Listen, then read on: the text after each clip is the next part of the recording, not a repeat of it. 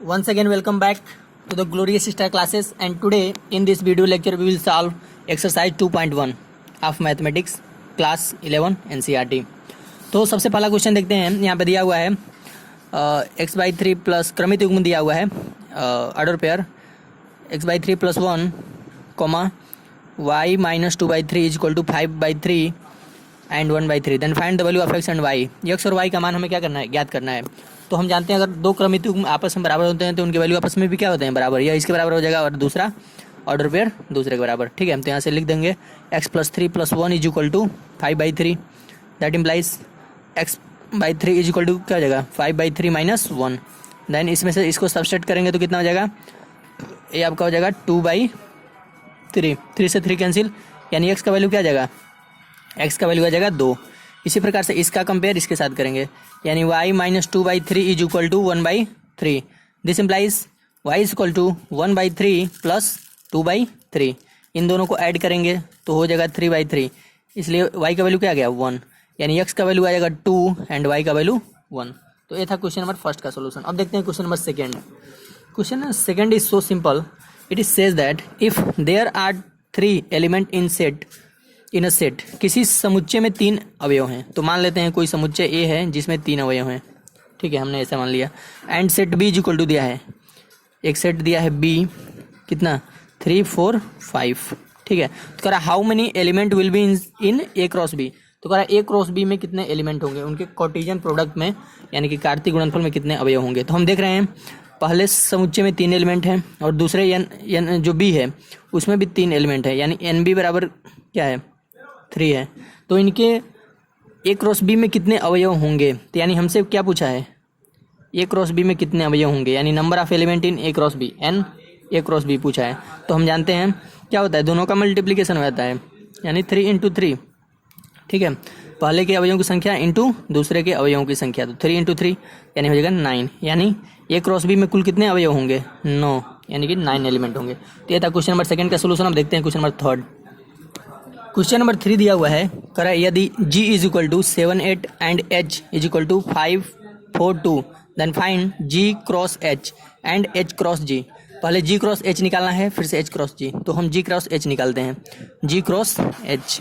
तो क्या हो जाएगा, डायरेक्ट भी हम लिख सकते हैं। यहाँ पे इसका सोल्यूशन ऐसे लिखेंगे, जो दिया है उसको लिखते हैं। g क्या दिया है, 7 8 और दूसरा आपका समुच्चय है h 5 4 2।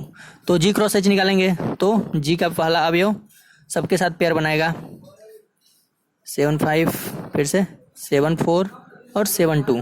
फिर से दूसरा जो एलिमेंट है 8, ये भी क्या करेगा, दूसरे समुच्चय के सारे एलिमेंट के साथ क्या करेगा, रिलेशन बनाएगा, यानी 8 5 8 4 एंड 8 2। ठीक है, तो ऐसे निकालेंगे g क्रॉस h। अब h क्रॉस g निकालने के लिए कह रहा है, h क्रॉस g जब निकालेंगे तो h का एलिमेंट पहले रहेगा, तब क्या करेगा, h का पहला एलिमेंट दोनों के साथ। ठीक है, तो 5 7 5 8। ठीक है, फिर से h का दूसरा एलिमेंट दोनों के साथ 4 7 और 4 8। इसी प्रकार से तीसरा एलिमेंट h का इन दोनों के साथ क्या करेगा, पेयर बनाएगा, यानी 2 7 एंड 2 8। ठीक है, तो ऐसे इसको सॉल्व करेंगे। तो ये था h क्रॉस g और एक था g क्रॉस h, ऐसे इसको सॉल्व करेंगे। अब देखते हैं क्वेश्चन नंबर 4। क्वेश्चन नंबर 4 का है सही और गलत बताना है। If the statement is false then make it correct. अगर गलती है जिस स्टेटमेंट में उसको क्या करना है, सही बनाकर लिखना है। ठीक है, तो इसमें पहला दिया हुआ है इफ यदि p = mn, एक समुच्चय है, दूसरा समुच्चय q = nm, तो कह रहा है p क्रॉस q का मान इतना होगा, जो कि क्या है, गलत है। हम निकाल के देखते हैं p क्रॉस q का मान कितना होगा। p के सारे अभी यहाँ पे हमें दिख रहे हैं 2 अवयव, यहाँ पे 2, तो जाहिर सी बात है p क्रॉस q में 4 अवयव होना चाहिए, लेकिन यहाँ पे 2 ही दिया है, तो जाहिर सी बात है क्या है, गलत है। तो ये स्टेटमेंट क्या है, फॉल्स। अब इसको सही बनाना है, तो सही बनाकर लिखते हैं, p क्रॉस q निकालते हैं। तो p का पहला एलिमेंट q के दोनों एलिमेंट के साथ क्या बनाएगा, पेयर बनाएगा, mn और फिर से mm। ठीक है, और फिर से दूसरा एलिमेंट भी दोनों के साथ पेयर बनाएगा, nn एंड nm। ठीक है, तो ये होगा p क्रॉस q का वैल्यू। अभी हमने इसे सही बनाया, ये जो दिया था ये गलत दिया था। ठीक है, अब देखते हैं इसका दूसरा पार्ट।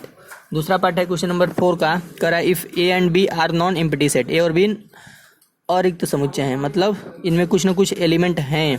ठीक है, तो कह रहा है then A cross B is the set of ordered pair of x y where x is element of A and y is element of B. ठीक है, इसके कहने का तात्पर्य ए और बी दो अगर अरिक्त समुच्चय हैं तब ए क्रॉस बी क्रमित युग्म एक्स वाई का एक अरिक्त समुच्चय इस प्रकार है कि x is element of A और x is element of y is element of B. मतलब जो ए क्रॉस बी है उसको अगर हम मैथमेटिकली इस बात को जो ए कह रहा है उसको लिखें, इसका मतलब ये कह रहा है कि ए क्रॉस जो बी है वो क्या है, एक्स और वाई है, सच दैट एक्स जो है ए में मिलेगा और वाई जो है वो किस में मिलेगा, बी में। तो सही बात है, अगर ये जो स्टेटमेंट दिया है ये क्या था, ट्रू था। ठीक है, अगर ए क्रॉस बी का मान एक्स वाई है ऐसा कुछ, तो एक्स जो होगा वो ए का एलिमेंट होगा, पहला जो होगा ए का एलिमेंट होगा, जो दूसरा होगा वो बी का एलिमेंट होगा। तो ये स्टेटमेंट क्या है, करेक्ट है। ठीक है, अब देखते हैं तीसरा पार्ट।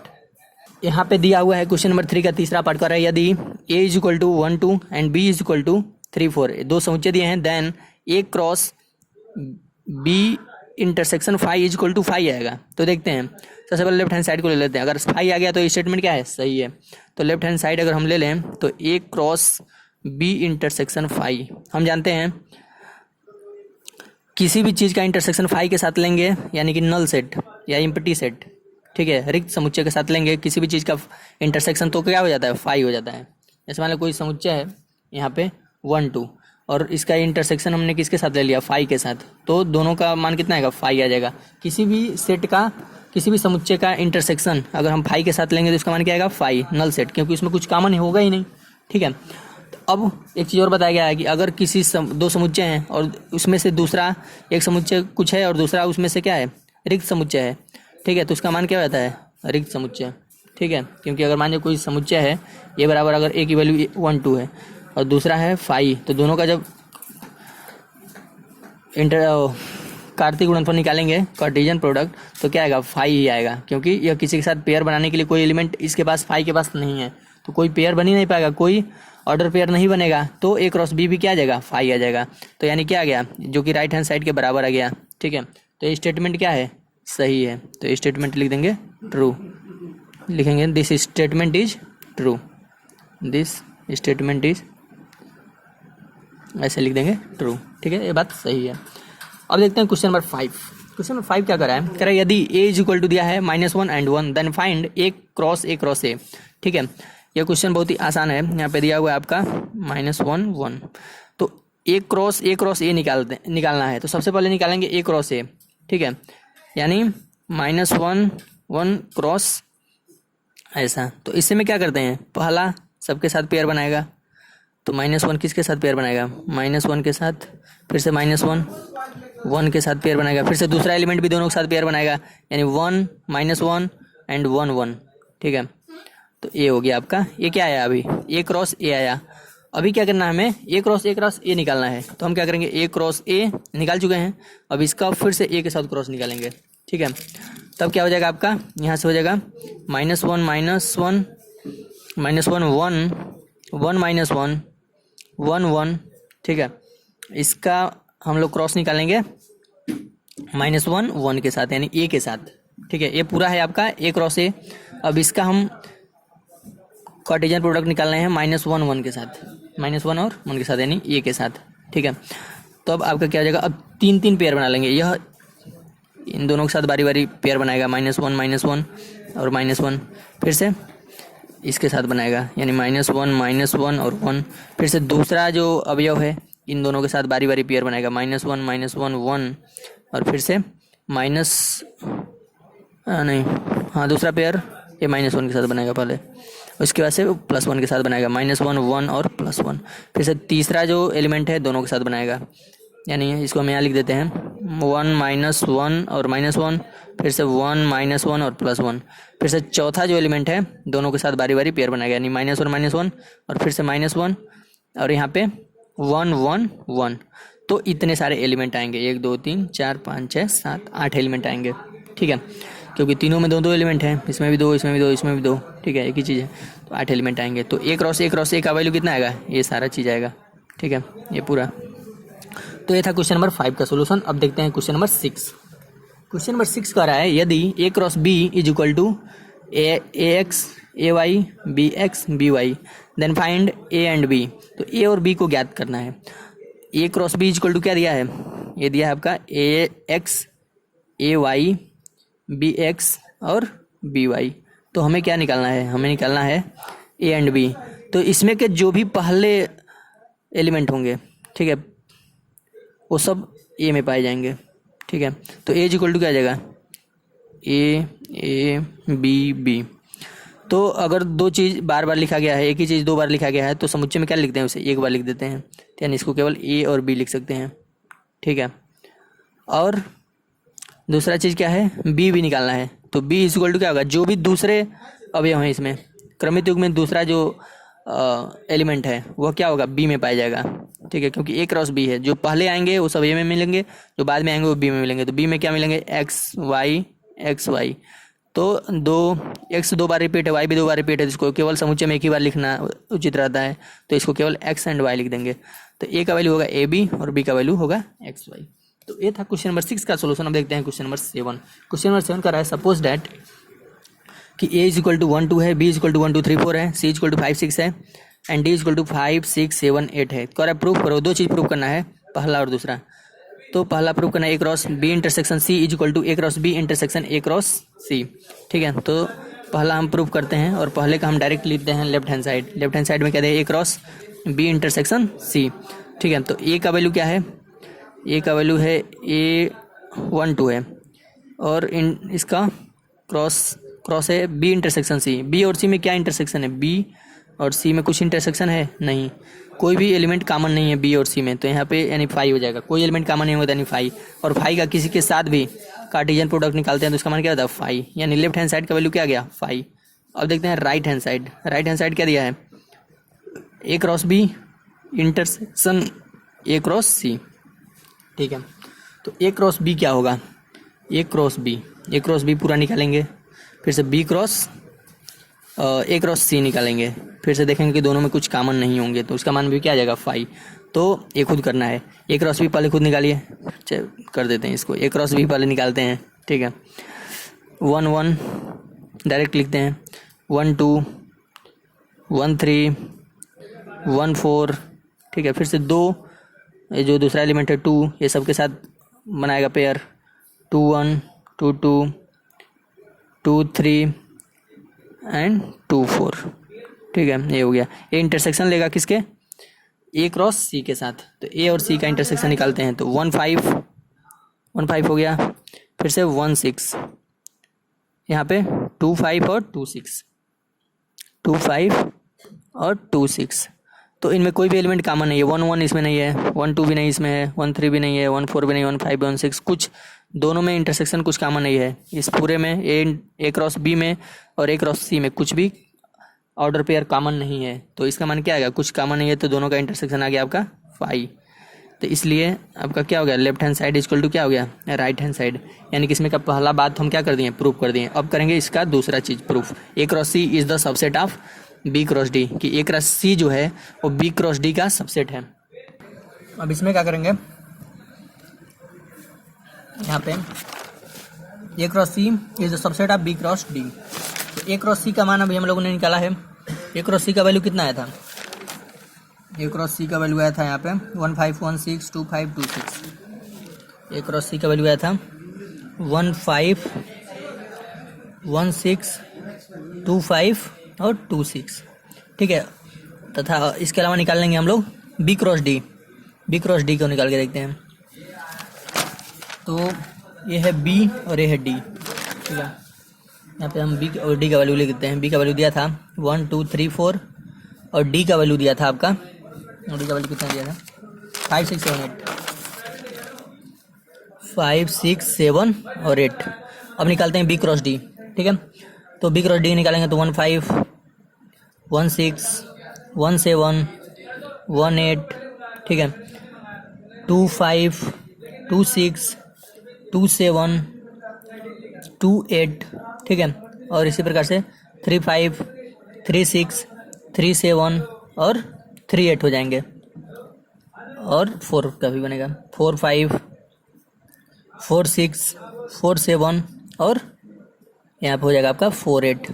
ठीक है, तो ए क्रॉस सी के सारे एलिमेंट बी क्रॉस डी में मिल रहे हैं। 1 5 भी यहाँ पे है, 1 6 भी है, 2 5 भी है, 2 6 भी है। तो ए क्रॉस सी के सारे एलिमेंट बी क्रॉस डी में मिल रहे हैं, तो लिख सकते हैं इसलिए A cross C is subset, यानी उप समुच्चय है किसका, बी क्रॉस डी का। A cross C is the subset of B cross D. ठीक है, क्योंकि ए क्रॉस सी के सारे एलिमेंट किस में मिल रहे हैं, बी क्रॉस डी में मिल रहे हैं, ये चारों एलिमेंट इसमें मिल जा रहे हैं। ठीक है, तो हम कहेंगे A cross C is the subset of B cross D. ये था क्वेश्चन नंबर आपका 7। अब देखेंगे क्वेश्चन नंबर 8। क्वेश्चन नंबर 8 कह रहा है suppose that A is equal to 1 2, B is equal to 3 4, then write A cross B. तो A is equal to क्या दिया है 1 2, बी इज इक्वल टू क्या दिया है 3 4। कह रहा है ए क्रॉस बी लिखो, तो ए क्रॉस बी तो लिखना बहुत आसान है, क्या लिख देंगे 1 1 3 1 4 2 3 और 2 4, बहुत आसान। ठीक है, इसके बाद कह रहा है how many subset will be in A cross B. A cross B में कितने उप समुच्चय होंगे। ठीक है, तो हम जानते हैं ए क्रॉस बी में अवयवों की संख्या कितनी है, 4 है। अगर हम ए क्रॉस बी में अवयवों की संख्या लिख दें तो कितनी है, 4 है। तो जितने अवयवों की संख्या होती है, ठीक है, उप समुच्चय कैसे बनाते हैं, जैसे मान लीजिए ए में 4 अवयव हैं, तो उप समुच्चयों की संख्या, अगर किसी अवयव में किसी समुच्चय में 4 अवयव हैं, ठीक है, तो उसके उप समुच्चयों में उसके कितने उप समुच्चय होते हैं, उसके उप समुच्चयों की संख्या होती है 2 पे घात n। जैसे मान लो 4 हैं तो 2 पे घात क्या हो जाएगा 4। ठीक है, यानी 16 उप समुच्चय होंगे। इसी प्रकार से अगर ए क्रॉस बी में कितने अवयव हैं, 4 हैं, तो इसके उप समुच्चयों की संख्या कितनी होगी, number of subset, number of subset in A cross B, तो क्या जाएगा 2 पे घात 4। उप समुच्चयों की संख्या पूछेगा, यानी कि जितने की पावर सेट यानी कि घात समुच्चय में, ऐसे मान जाओ ए में अवयवों की संख्या कितनी है, 4 है, तो इसका पावर सेट जब निकालते हैं ए का पावर सेट, तो उसमें अवयवों की संख्या कितनी होती है, 2 पे घात 4। और पावर सेट किससे बना होता है, पावर सेट बना होता है उप समुच्चयों से। ठीक है, तो उप समुच्चयों की संख्या ए क्रॉस बी में कितनी होगी, 2 पे घात 4, क्योंकि ए क्रॉस बी में 4 एलिमेंट हैं यहाँ पे, तो उप समुच्चयों की संख्या ए क्रॉस बी में कितनी होंगी, 2 पे घात 4 यानी कि 16। ठीक है, तो ये था क्वेश्चन नंबर 8 का सोल्यूशन। अब देखेंगे क्वेश्चन नंबर 9।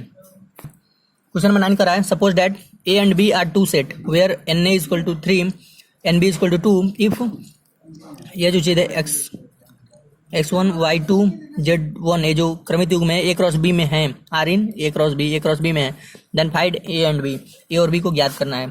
ठीक है, तो जो दिया है उसको लिख देते हैं, n A equal to 3, n B equal to 2। तो कह रहा है ए क्रॉस बी में ये जो सारे टर्म्स हैं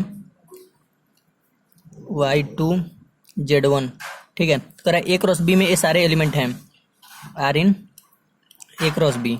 तो ए में कौन कौन से अवयव मिलेंगे, ए में मिलेंगे जो कि इसके पहले हैं, क्रमित युग्म में जो पहले अवयव हैं एक्स वाई और z, x y and z. ठीक है, और बी में क्या क्या होंगे, बी में होंगे आपके 1 2 1, 1 2 1, जो भी दूसरे अवयव हैं क्रमित युग्मों में वो बी में पाए जाएंगे। ठीक है, तो अगर 1 2 बार रिपीट है तो उसको एक ही बार लिखेंगे 1 2, यानी ए में ए हो जाएगा एक्स वाई जेड और बी हो जाएगा 1 2। तो ये था क्वेश्चन नंबर 9 का सोल्यूशन। अब देखते हैं क्वेश्चन नंबर लास्ट, जो कि है क्वेश्चन नंबर 10।